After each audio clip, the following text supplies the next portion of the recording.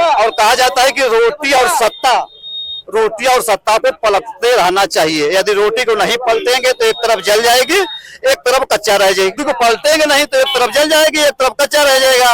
यदि कच्ची रोटी खाएंगे तो पेचिश होगा। उसी तरह सरकार है, यदि इसको बदलेंगे नहीं तो सरकार जिस तरह से मोदी सरकार निरंकुश हो गई है, बलात्कारियों भ्रष्टाचारियों को जिस तरह से पार्टी में शामिल करके उनको धूल करके साफ पाक कर दे रही, यानी पूरी तरह से भाजपा जो भ्रष्टाचारी बलात्कारी दुराचारियों का अड्डा बन गया है। और हम चाहेंगे कि ऐसे सरकार को लात मार करके यह देश की जनता भगा दे।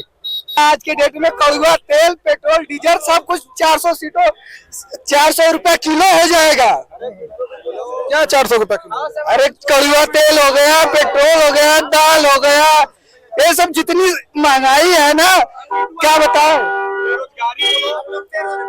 एक भर्ती तक नहीं निकला, हम लोग बेरोजगार हुए, उम्र भी खत्म हो गई हम लोगों की। हाँ, कि हम लोगों की उम्र भी खत्म हो जा रही है और 10 बरस में कितने भर्ती निकाले हैं उसका जवाब दे रहे हैं कोई लोग। क्या उम्र है आपका? हमारा 35-40 है। तो आप कौन सा देखेंगे? तो कहे ना, इसके पहले अब 40 बरस में, अब 10 बरस में उम्र खत्म हुई कि नहीं हुई? 35 तक हम उम्र देख सकते थे भर्ती। तो मतलब जो सरकार है आपकी एकदम भ्रष्ट सरकार चल रही है और आपकी मीडिया भी पूर्ण रूप से बिकी हुई है, एकदम पक्षपात कर रही है, सिर्फ सरकार का सुन रही है और किसी का नहीं सुन रही है। और जो कैमरामैन है उनसे भी मैं कहना चाहता हूँ कि आप लोग पक्षपात मत कीजिए, आप लोग निष्पक्ष रूप से सरकार का साथ नहीं, जो वास्तविकता है उसको दिखाइए और हकीकत में देश के लिए लड़िए। और यहाँ पे भी काफी युवा मौजूद है, उनसे हम जानने का प्रयास करेंगे। क्या नाम है आपका? विवेक यादव। क्या मुद्दा रहेगा इस बार? क्या? कहाँ हैं आप लोग? चंदौली। क्या करने आए हैं? हम लोग आए हैं यहाँ पर्चा भरने रैली। किसका किसका? महेंद्र सिंह यादव। क्या नाम है आपका? क्या नाम है? अखिलेश यादव। हाँ? अखिलेश यादव। अखिलेश यादव। अखिलेश यादव। क्या अखिलेश यादव को पसंद करते हैं क्या? बहुत पसंद करते हैं, इसीलिए नाम रख लिया क्या अपना नाम। क्या मुद्दा रहेगा इस चुनाव में? इस बार चुनाव में हम लोग जीत रहे हैं। चंदौली में क्या रहेगा? यही सपा साइकिल। और भाजपा वाले तो बोल रहे हैं कि डॉक्टर महेंद्र नाथ पांडे जीत गए हैं। नहीं, ऐसी कोई बात नहीं है। ऐसी कोई बात नहीं है। वो लोग पैसा देकर भीड़ बोल जाइए, हम लोग को बिना पैसे के आए इतने लोग। और कुछ और लोग हैं, उनसे भी बात करने का प्रयास कर रहे हैं। क्या नाम है आपका? पीयूष यादव। क्या आप क्या एज है आपकी? हमारी एज तो इस समय 19 साल की। 19 साल। क्या मुद्दा रहेगा इस बार चुनाव में? बेरोजगारी का मुद्दा रहेगा और ये किसानों के बीच बहुत है, क्योंकि इससे इस मौजूदा सरकार से सभी परेशान है। युवा किसान बेरोजगारी बहुत ज्यादा बढ़ गई है, इसीलिए वर्तमान सरकार में। और कुछ जैसे मुद्दा हम लोग चाह रहे हैं कि जो अग्निवीर की योजना भी चल रही है फिलहाल, इसको भी रद्द किया जाए। इंडिया गठबंधन के लोग भी बोले हैं, तो इसीलिए मैं चाह रहा हूं कि सरकार सत्ता परिवर्तन हो। चंदौली जनपद में विकास हुआ है कि नहीं? इस मौजूदा तो सांसद में तभी तो कुछ भी विकास नहीं हुआ है, लेकिन अब परिवर्तन होते ही सारा विकास होने का कार्य करेगा। जब सपा की सरकार थी, आप लोगों की सरकार थी चंदौली जनपद में, तो कुछ विकास हुआ? बहुत विकास हुआ यहाँ पे, कम से कम 16 करनाल लगे और सारा विकास हुआ, ओवरब्रिज बहुत बने, बहुत सारा विकास हुआ यहाँ पे। किसानों के हित में बहुत सारा विकास हुआ। और युवाओं के लेके यहाँ पे अनेक कम से कम 2 भर्तियां कराई गई थी रैली, जो की आर्मी की यहाँ पे चंदौली में। ये पुलिस का फॉर्म तो आप देख ही रहे हैं कि जैसी मौजूदा सरकार में हर पेपर लीक हो रहा है, इसीलिए हम लोग चाह रहे हैं कि बहुत जल्द ये सरकार सत्ता परिवर्तन हो और बढ़िया एक सरकार हम लोग इंडिया गठबंधन की बनाए और हर एक पेपर बढ़िया से हो और सब युवा नौकरी पाए।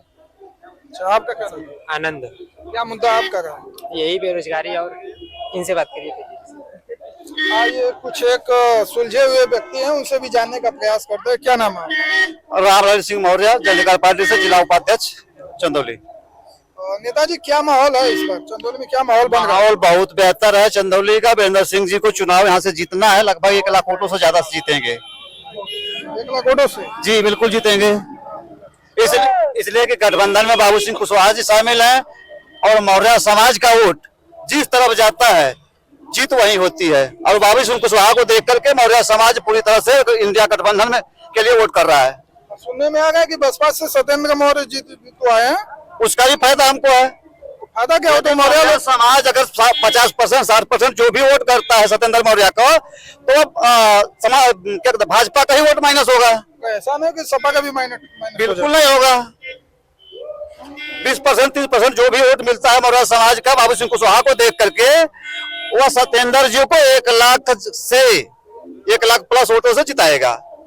जो मौर्य समाज वाले कुछ अगले गांव में बोल गए थे कि हम लोग केशव के साथ मौर्य को देखकर वोट करेंगे। जी बिल्कुल देंगे, क्योंकि उनके पास उन्हें सम्मान की आवश्यकता नहीं है। जैसा कि कहा जाता है कि केशव को आगे करके वोट हमारा लूट लिया और योगी को कुर्सी दिया और केशव जी को स्टूल। तो हम जो मौर्य सम्मानित है वह बाबू सिंह कुशवाहा को नाम पे वोट करेगा। यदि 20% वोट भी हमारा जाता है इंडिया गठबंधन को, तो जीत बिल्कुल पक्की है।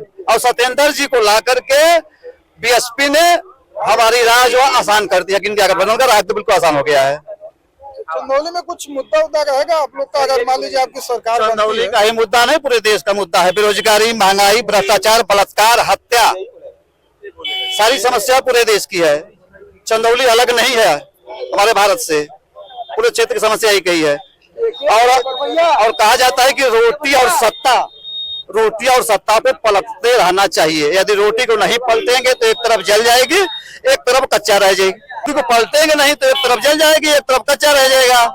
यदि कच्ची रोटी खाएंगे तो पेचिश होगा। उसी तरह सरकार है, यदि इसको बदलेंगे नहीं तो सरकार जिस तरह से मोदी सरकार निरंकुश हो गई है, बलात्कारियों भ्रष्टाचारियों को जिस तरह से पार्टी में शामिल करके उनको धूल करके साफ पाक कर दे रही, यानी पूरी तरह से भाजपा जो भ्रष्टाचारी, बलात्कारी, दुराचारियों का अड्डा बन गया है। और हम चाहेंगे कि ऐसे सरकार को लात मार करके यह देश की जनता भगा दे। हम नहीं चाहते कि ऐसी सरकार दोबारा आए। जिनकी कोई औलाद नहीं है उनसे अब क्या उम्मीद कर सकते हैं? वो क्या जाने कि औलादों जो औलाद वाले उनका दुख क्या आता है, उनका समस्या क्या, उनकी पीड़ा क्या होती है।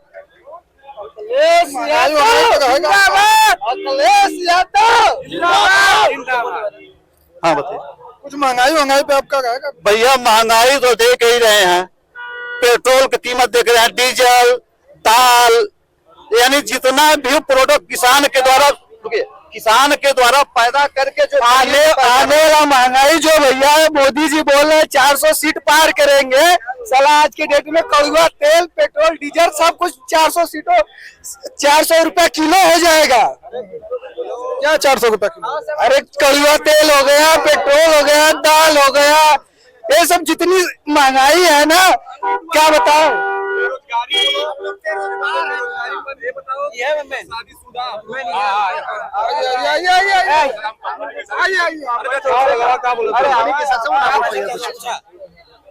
आज तक एक भर्ती तक नहीं निकला। हम लोग बेरोजगार हुए, उम्र भी खत्म हो गई हम लोगों की।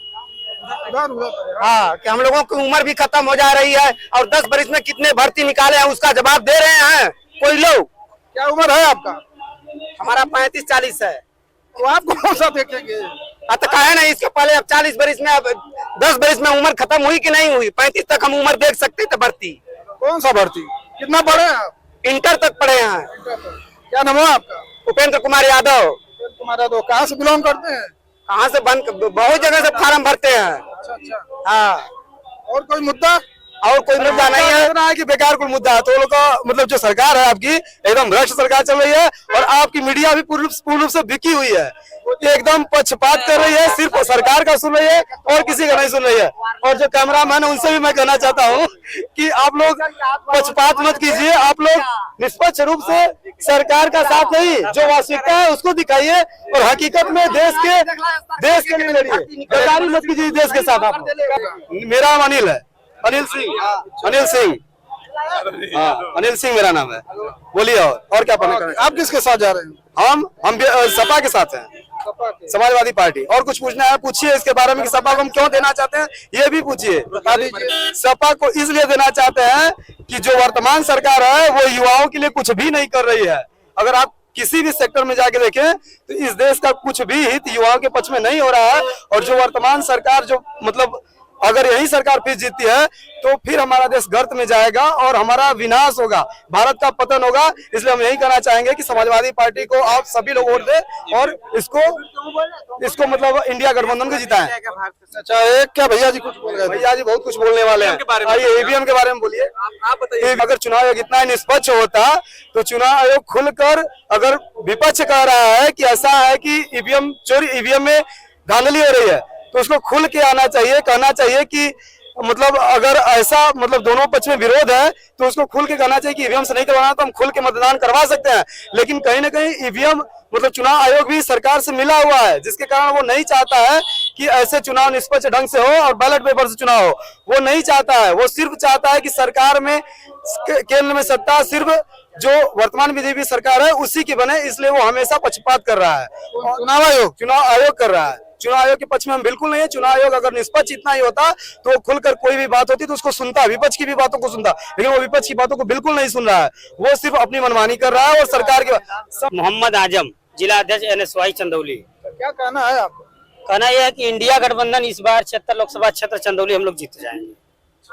वो तो उस बार भी जीत गए थे आप। नहीं, ऐसी कोई बात नहीं है। बेरोजगारी इतना चरम पर है ना कि युवा छात्र सब नौजवान सारे लोग परेशान है, इसलिए हम लोगों को आशा ही नहीं, पूरा विश्वास है कि इस बार केंद्र में इंडिया गठबंधन की सरकार बन जाएगी। इंडिया गठबंधन की अगर सरकार बनेगी तो प्रधानमंत्री कौन बनेगा? प्रधानमंत्री देखिए, हमारे सारे लोग जीतने के बाद जब इंडिया गठबंधन के सारे नेता ये तय करेंगे जो बनने लायक रहेगा वो बनेंगे जी। ये तो समन्वय बैठक के बाद ही बताया जाएगा, नहीं ये हम कैसे बता सकते। चंदौली में कुछ विकास दिखा कि नहीं? चंदौली में 10 सालों से कोई विकास नहीं दिखा। जो भी विकास है पहले की विकास है। पहले का क्या विकास है? पहले का हमारे पंडित कमलापति त्रिपाठी जी का ही विकास देख लीजिए। सारे नहरों का जाल है, उद्योग धंधे हर चीज। आज तो पूरा मिट्टी मलिक हुआ है, बेरोजगारी है चरम पे, युवा एकदम नौजवान एकदम स्थिति खराब हो चुकी है उनकी। हर जगह त्राही त्राही मची हुई, महंगाई आज चरम पर है। गरीब किसान मजदूर मर रहा है, फांसी लगा ले रहा है अपने आप को। तो अब क्या बताया जाए। नौजवानों की स्थिति बहुत खराब है और किसानों की भी स्थिति खराब है इस वक्त।